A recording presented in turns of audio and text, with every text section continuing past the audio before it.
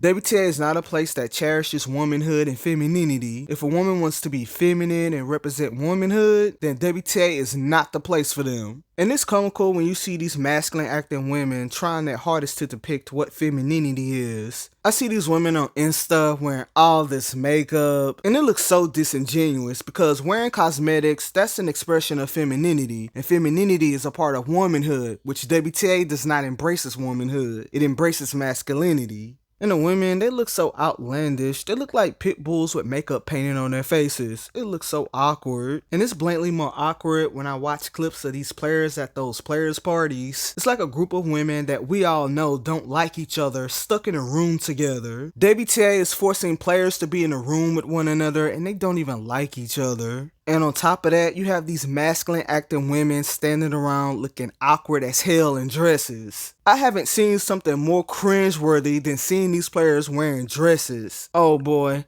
They all have these muscles. They look like a man in a dress. They look like prime Mike Tyson wearing a dress. These players trying to act feminine, trying to depict what femininity is, when all these women do is act like men. And I do realize when women play sports, they have to exert a lot of masculine energy. Let's face it, the only way a woman can be successful at sports is she has to play like a man. Because no woman wants to play like a girl. Because women that play professional sports have been taught how to act, behave, and be very masculine at a young age. Some of these tennis players said they started playing tennis at 4, 5, 6 years old. So at 4, 5, 6 years old, it was instilled into these women to be masculine. So it's not these women's fault that was probably never taught how to embrace femininity. These women growing up as girls probably spent most of their time around men, and the only time they was around other girls was when they was competing with other girls and they was just as masculine acting as them. So when I see these women trying to portray themselves as feminine, when the main time, most of the time when we see them, they're trying to act like men. When a woman strips away her femininity, she strips away her identity as a woman. And this is one of the reasons why 50 years later, WTA is not a place for women.